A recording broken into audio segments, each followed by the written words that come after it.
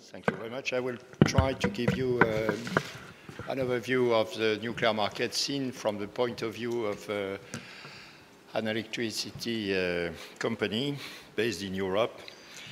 And keeping in mind that EDF, is operating currently 58 nuclear power stations in France and another 10 in the UK. Sorry. Okay.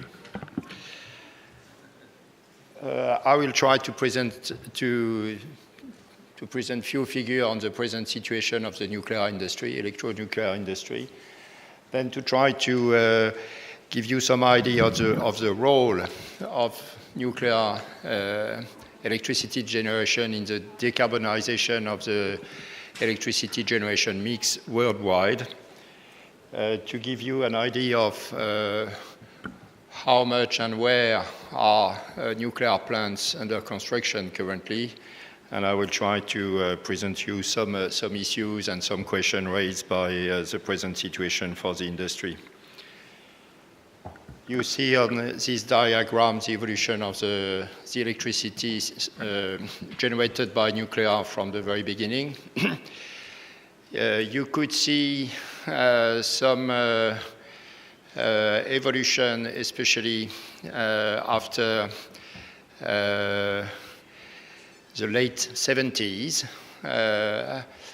You remember that there has been an incident in a nuclear power station in the US, 3 Mile Island, but as a matter of fact, the number of power station orders was already diminished before this accident.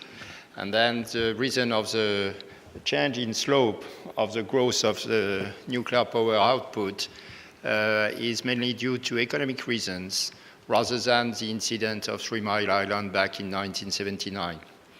After that, you see an increase of generation after the oil shock of 73. And for example, France, but also Germany and some other countries like Japan started to build at a high speed a quite large number of nuclear power plants following the first oil crisis. And you see an inflection a little bit down the line.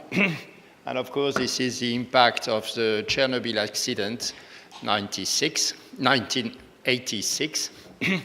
But of course, there is some delays. But you see a change in the slope of the growth of the nuclear output.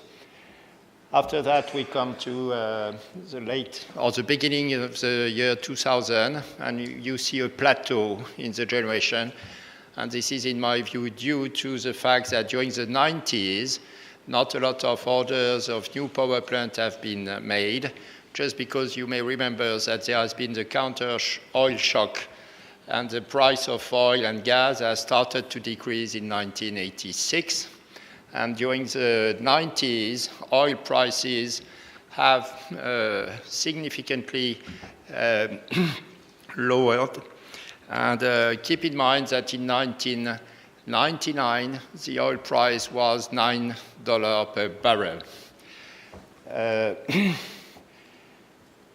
And since 2000, remember also that the price of oil rocketed at $147 per barrel in July 2008, just before the economic crisis. And you should keep that in mind when you analyze this kind of evolution of the development of nuclear energy.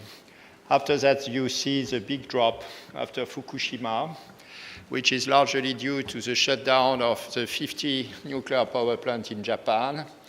But you also see that after 2011, the number of and the production of nuclear power stations are still going up, but probably with a lower pace compared to the 70s and the 80s. Another characteristic of the nuclear generation is a heavy concentration of nuclear power plants on only a small number of countries. The US are still operating a quarter of the entire fleet, almost 100 nuclear power plants. France is coming second with 58 power plants, but China will soon follow. And after that, you see that there is a smaller number of countries having some nuclear power plant, but it is still a very concentrated industry over a small number of countries. Then compared to the initial thought of trying to spread the use of nuclear energy 40 years ago, remember that nuclear energy was considered as too cheap to meter back in the 50s in the US. Of course, this is disappointing. In 2015, I wanted to present to you some order of magnitude of the amount of investment by technologies. You see, for example, that oil and gas upstream are still in 2015, even if the investment has been reduced by a large amount. Oil and gas upstream is still mobilizing almost 600 billion euro of investment in 2015. Compared to that, wind has been able to attract 100 billion euro of investment. Solar, almost the same amount. And compared to that, hydro is attracting 60 billion, and nuclear only 21 billion, which is an indication that, there is, in comparison with some other technology, quite a relatively small amount of investment made in 2015 on nuclear.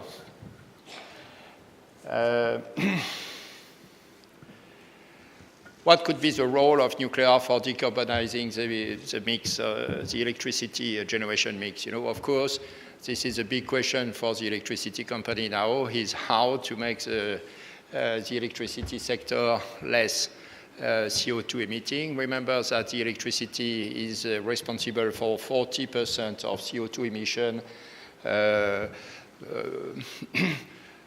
Transport is responsible for another 40%, and the rest is agriculture and other activities like that.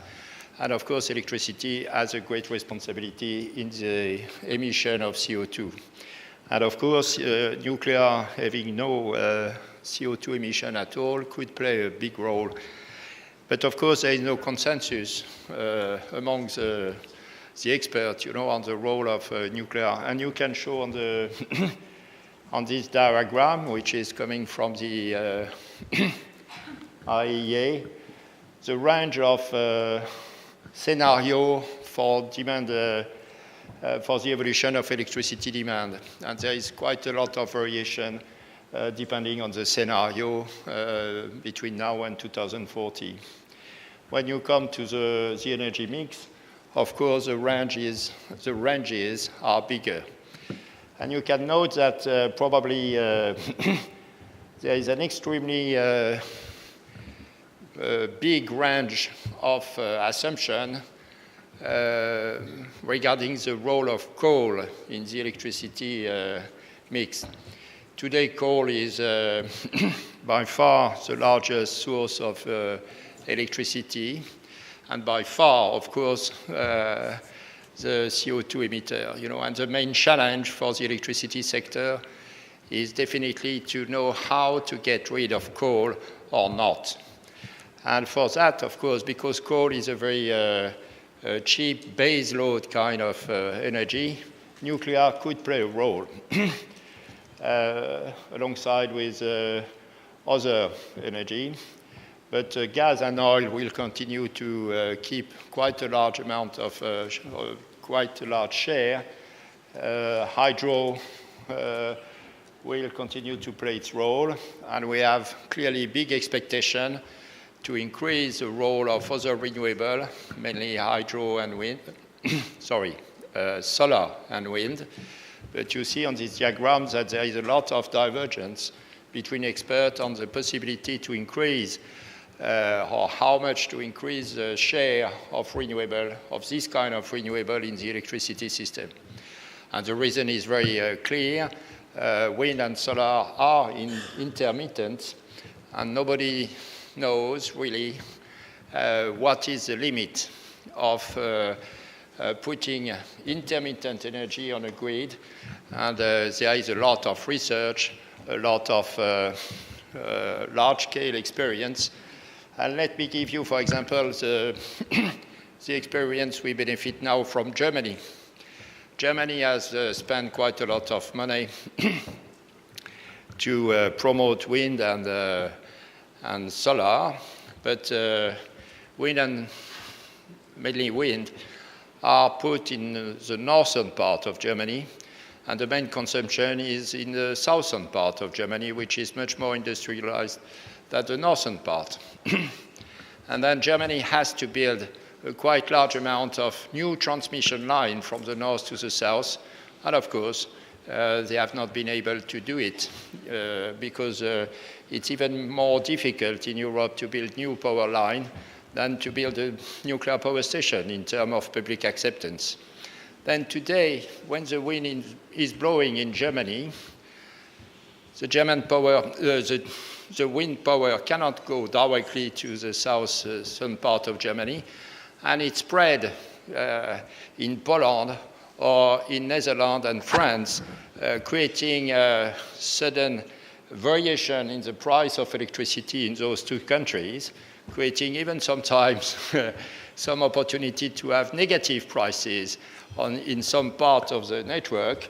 And of course, you can imagine that Polish producers and even French producers are not very happy to see a very low price of electricity due to the subsidies given by the German customers for the wind situated in the north of Germany, with the power which couldn't flow to the southern part of Germany. But there is also plenty of other experience around the world, and my conclusion is that it would be highly risky to take a bet on the possibility to be sure that renewable will be able to completely replace other kind of energy in a generation, electricity generation system. Then we have a real uncertainty on that issue. There is different scenario envisaged, and I took that one from the IEA, which is called the 450 scenario, which means that we can stop the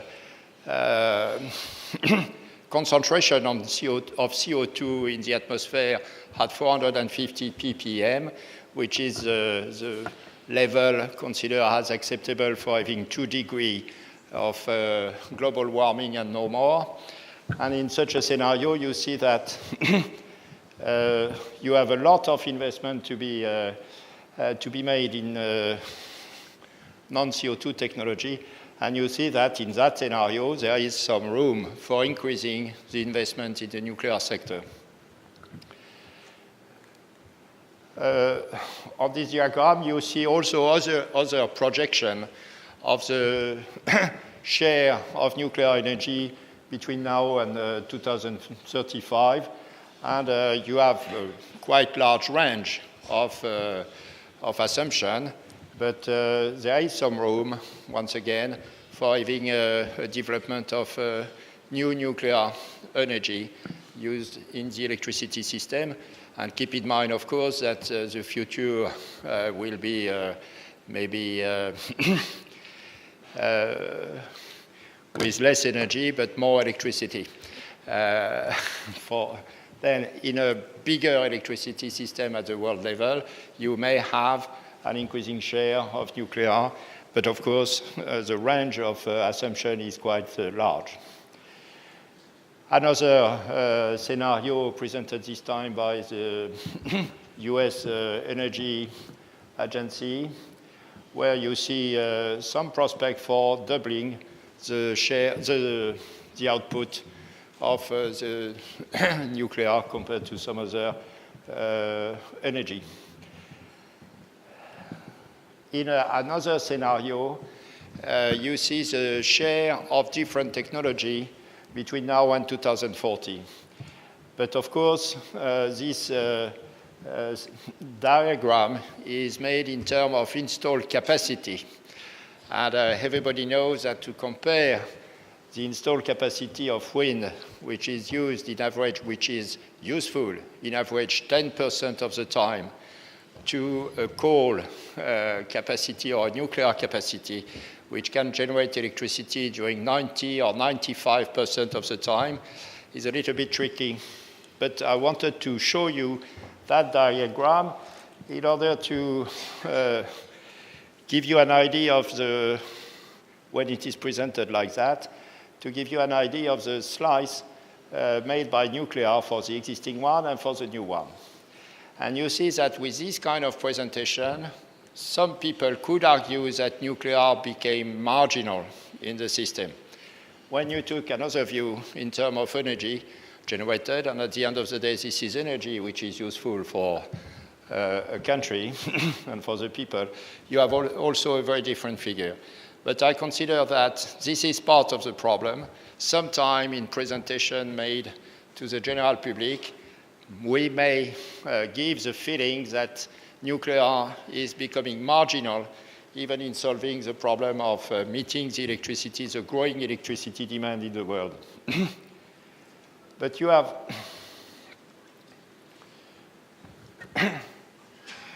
you may have other presentation. No, I will pass that one, it was just to give you an order of magnitude of the amount of investment the electricity sector will require in the future, And of course, we are talking about big money, but the size of investment for renewable solar and hydro and wind, is, is very heavy compared to the amount of investment in base load technology. And there is clearly a bias in our projection in favor of technology generating installed capacity, but maybe not enough energy. And we will come, it could create a problem of global financing for the electricity sector. Another scenario, which comes from the same IEA, try to imagine something which is consistent with the Paris Declaration and Paris Agreement, where the countries are committed to try to do more than just to try to keep the global warming at 2 degrees. And this is a scenario called 62% 2-degree scenario, which represents what has to be done in order to obtain 66% probability of staying at global warming below 2 degrees, which is much more difficult compared to a scenario which reach 2% with 50% probability. And in this scenario, I just wanted to present you the relative share of nuclear compared to hydro and compared to the new renewable in 2050. In this kind of scenario, the share of nuclear is not marginal at all, especially if you consider that CCS is not a carbon capture and sequestration, which is a technology to make coal able not to emit CO2 in the atmosphere.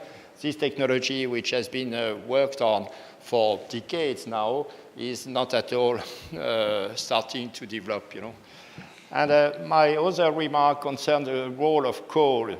You see that if we do not succeed in curbing the development of coal in the generation mix, then we will have a real problem.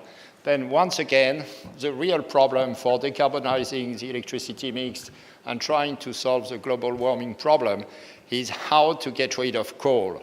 And of course, nuclear has probably a role to play. And I would say, particularly for the region, the MENA region, that as long as there is one country which envisages to build coal, there is probably some room to build nuclear capacity. And currently in the region, you see Egypt, which is very serious in developing a coal program, and they have already started to build coal power station. And you can understand because Dr. Toukan explained the problem of Egypt.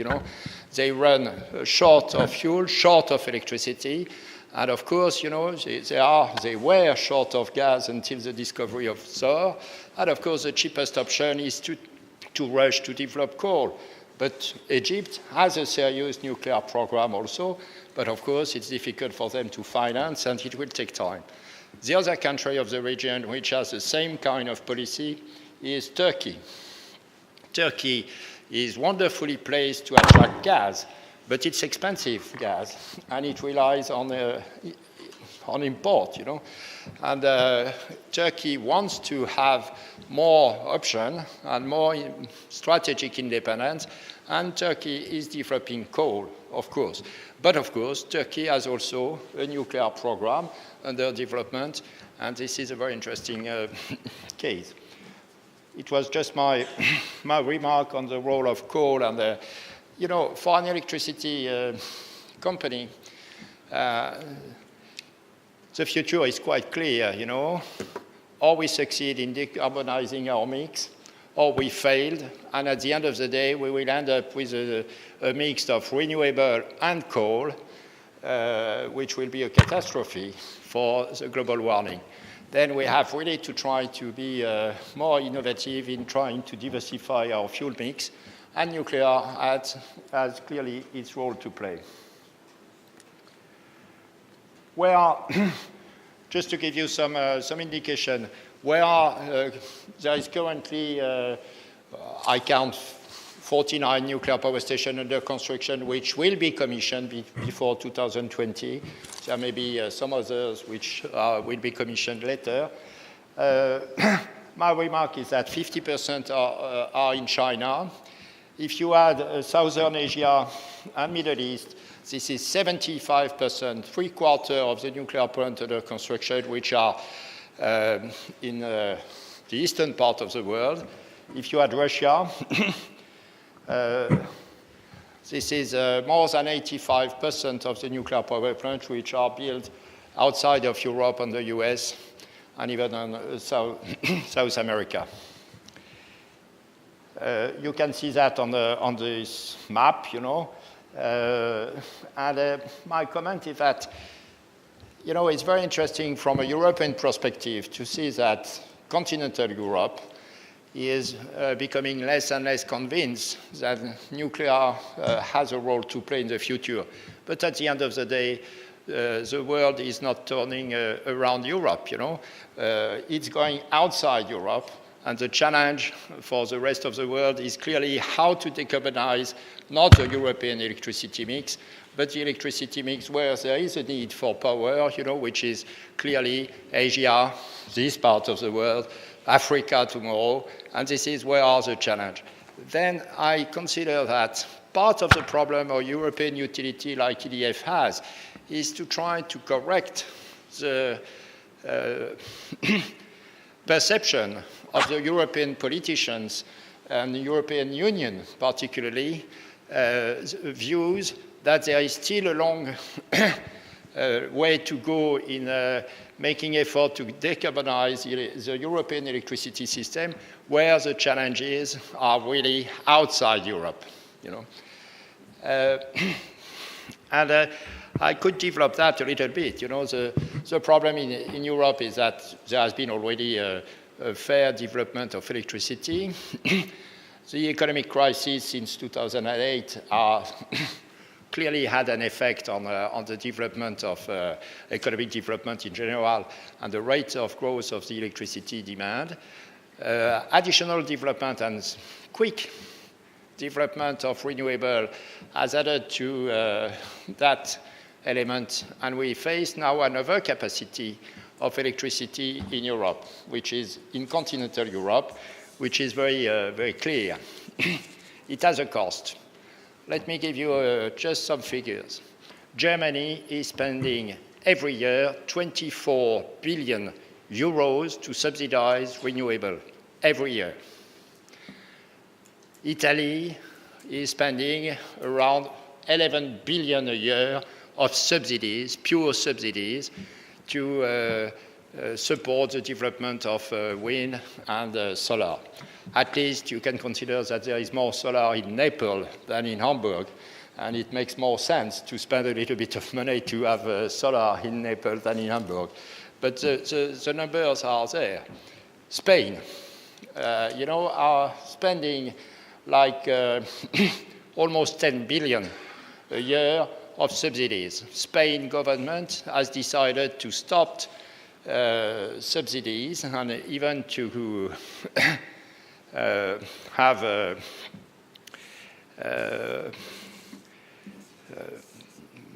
to come back to some contract to the expense of some private equity funds, and there has been a legal battle which is, I think, won by the Spanish government in order to reorientate its policy and to try to stop the growth of subsidies for renewable. France is late compared to Germany, but don't worry, we will catch up, and is already spending roughly 8 billion in subsidizing renewable energy. Even UK, which has a very controlled energy policy, very well controlled by Westminster, has a budget, decided carbon budget, voted by Westminster every year, which fixed at 7 billion, the maximum subsidies for renewable for 2020 in the UK. Then Europe has been heavily subsidizing additional renewable. At the time, we had no need for additional capacity, and of course, it depresses prices at the wholesale level at the expense of the end user, of course. Then this particular situation of Europe is damaging the industry, and as you can see, there is not a lot of company in good shape today. E.ON has been almost bankrupt, which was a few years ago the largest utility in Europe. RWE is not going better. EDF is not even in a good shape. And there is not a lot of large electricity company in good situation today. However, I would like to give you a little bit of hope, and despite this situation, the British are serious in their energy policy and have decided for some time that they need to start to replace the baseload nuclear power they built a long time ago, which will come to an end quite soon in the next 10 years, and has gradually decided to be serious and to give the possibility to develop new nuclear power stations. And for me, it's quite strange to see that the UK has decided to be serious in its energy policy and to decide for a long-term energy policy precisely at the time they decided to leave the European Union. I see that just as a coincidence, but it is interesting to maybe to have that in mind and to see that currently there is a clear non-alignment between national policies and the European framework for an energy policy at the European level, where we have no fiscal policy, which is unique. The countries have still the right to choose their energy mix, and Europe is trying to impose the same kind of instrument to develop what they call an energy union, but which is, for the time being, extremely disturbing for the industry and quite expensive for the end user. Then UK has decided, to go with a very innovative framework. They decided that the market only could not cope with really long-term decisions, and they decided to launch a tender for technologies without emitting CO2 and which require a good signal for the investors. And they have done that with a sort of long-term contract, but based or in reference to the day-to-day electricity market in order to have, at the same time, the long-term view necessary for the investment, but the short-term indication of the scarcity of the electricity in order to manage properly on the short run the electricity system. And they have decided to go for that, for nuclear on one side, but also for renewable and offshore wind, because this is also the kind of technology which requires quite a lot of visibility because it's quite capital intensive. Then, I just wanted to present as an indication the kind of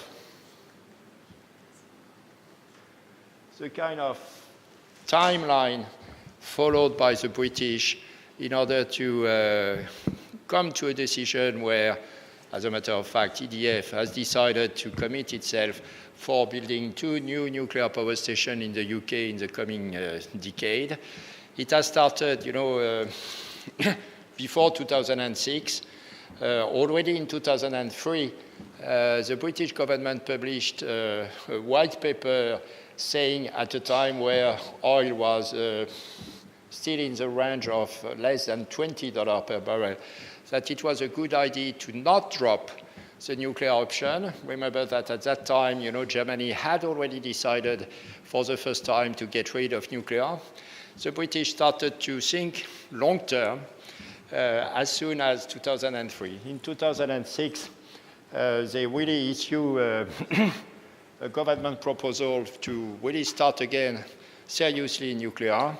And I will not detail all the steps, but it has taken a fair amount of years in order to find the right regulatory agreement, the general design assessment, which is, of course, the process by which the Office of Nuclear Regulation approves the model, has taken 3 years for the reactor proposed by Areva and EDF. There has been also a lot of discussion in order to have put in place the contract for differences I was mentioning, which give a sort of guarantee to the investor that not the state, but the collectivity of electricity consumer will have to pay on the long run the price of the investment. And then at the end of the day, the decision has been confirmed by Mrs. May in 2015 to the proposal made by EDF, which had some difficulty to find a financial solution and which was proposing to invest together with some Chinese in this project. And now, we expect to have probably the first real start of big job, by 2019 for commissioning in 2025 if everything goes well. I just wanted to give you that as an example on how long in some part of the world, and especially in Europe, it takes in order to prepare the future. But it is possible, and I'm sure that in some other part of the world, the process will be quicker because the countries will understand that there is a real need to start now to prepare a decarbonized future and a safety and a security of supply for their population. Thank you very much. Actually, I'll have a question. On the Hinkley Point C, 2 EPRs, what are the lessons learned from the Finnish project and also Flamanville? Because these have actually gone through big delays, particularly the Finnish project, even the Flamanville. So what are the precautions against falling into the same trap? I think in the Finnish it's late 10 years maybe, and the cost overruns more than double. You are perfectly right. The Finnish project was decided by the Finnish in 2003, and it was planned to be commissioned in 2012, something like that. At the end of the day, there is now good hope for the Finnish to commission late 2018. for Flamanville, even if Flamanville has started later compared to Olkiluoto, we currently plan to commission late 2018 also. But we have also the benefit of the experience of 2 other plants built now in China, together with CGN, and EDF is a 30% shareholder of those 2 plants in China, which started to be built in 2009, and will also be commissioned maybe a little bit earlier, beginning of 2018. Then, all those plants, which are not exactly similar because the Finnish have had some particular requirement in terms of, for example, INC, instrumentation and control, and they have their own safety authority. The British had also some differences. The French authority has had its own views, and but we are now close to the commissioning, and then we hope we have been able to take the lesson of all the design flows or the organization of the construction. We learn a lot from the Finnish on how to be sure that we have a detailed design of the civil works, really made precisely and in agreement with the safety authority, and not to do that in the process, Then we consider that Hinkley Point C is now conceived, organized, taking advantage of the return of experience of those 4 plants. So that's the hope. It will be on time. And this is the reason why we plan to have that, in 2025, or and which means 7 years of construction, compared to the 10 years you were mentioning. There is also some hope, but I'm sure you know that very well. If we take, let me, the nuclear industry has had some problem recently. You have seen the difficulty of Arriva. You have seen the difficulty of Westinghouse, which is an affiliate company of Toshiba, but by definition an American company. You have seen also the difficulty of Toshiba, which has its own design of some plants, then, this industry has probably lost some competencies in managing big projects. But this is not the case of everybody. And I would like to take 2 examples, Of course, the Korean seems to do quite well, quite close to here, in Abu Dhabi. We will see soon if they are... And the Russian, have now demonstrated that they have been able to shorten the construction time, and if I'm not wrong, the last VVER are now built in 60 months, and it's not projection, it's now a reality, Then, you see a good example of an industry which was not in good shape 15 years ago, which had been able to reconstruct itself and to regain the possibility to manage this kind of large project. And for my conclusion, I would say that it is vital for the future of the Western nuclear industry to be able to make this come back and to relearn how to do it. And I hope now that with the support of EDF as a shareholder, Areva will, or is in good track to come back. I'd like to make a remark. Behind the idea of renewables, there's a whole school of thought saying that, you would need a second planet because we're exhausting the resources, peak oil, etc. The reality is not that one. The reality is that we need money. We need investment. If you have enough money, then you could build, certainly the Chinese would like to build 100 power plants rather than build coal, but there's not enough money. And so the main question is indeed the question that nuclear industry is capital intensive.